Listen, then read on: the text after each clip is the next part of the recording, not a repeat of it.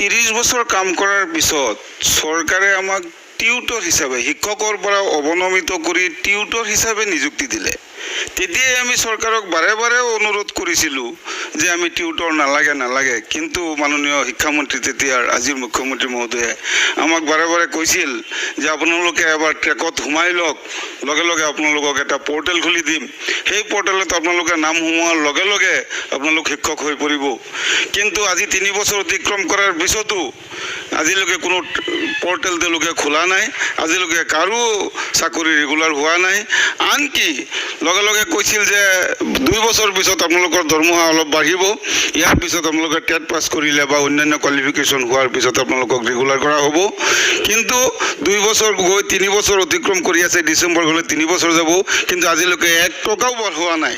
কিন্তু অনাগত দিনত যে আমাক বাঢ়িব, আমাৰ পইচা বাঢ়িব, তাৰো কোনো আশা আমি দেখা নাই। সেইকাৰণে এনেকুৱা সমস্যাত পৰি আমি বিভিন্ন সময়ত বিভিন্ন ধৰণৰ আন্দোলনৰ কাৰ্যসূচী ল'বলগীয়া হৈছিল। আমি যোৱা এই ডিচেম্বৰ মাহৰ 12, 13, 14 তাৰিখে আন্দোলন কৰিলোঁ। ইয়াৰ আগতে আমি 21 মাৰ্চত আন্দোলন কৰিছিলোঁ। সেই মাৰ্চৰ পিছত আমাক ননী গোপাল মহন্ত ছাৰে মাতি নিছিল, নি পেলাই এটা মাইনৰ্ছ কৰিছিল, আমাক 20,000 টকা আৰু 22,000 টকা দৰমহা দিব বুলি কৈছিল। সেই ফাইলটো কেনেকুৱা এটা চৰকাৰী মেজ পেছত সোমাই আছে আমি বিচাৰিয়ে ইয়াৰ কোনো উৱাদি পোৱা নাই।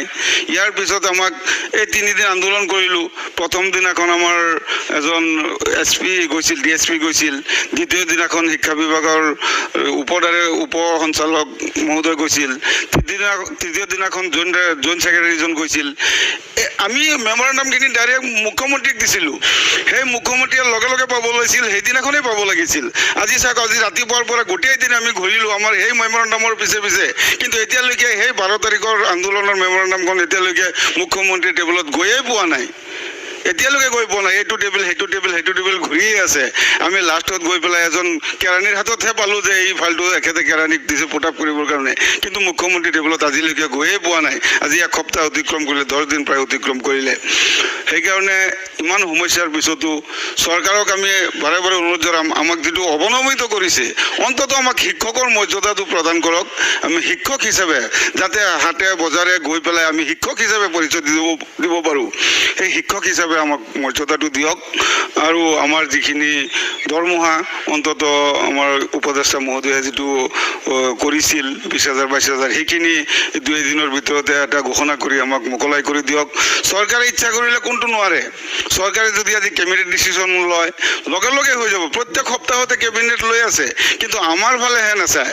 চাওক, প্ৰত্যেক বছৰে 30,000 35,000 চাকৰি দিয়ে, এটা অনুষ্ঠান পাতি পেলাই আমাক মাত্ৰ 9,000হে। প্ৰত্যেক দিনাই মানুহ ৰিটায়াৰ্ড হৈ আছে।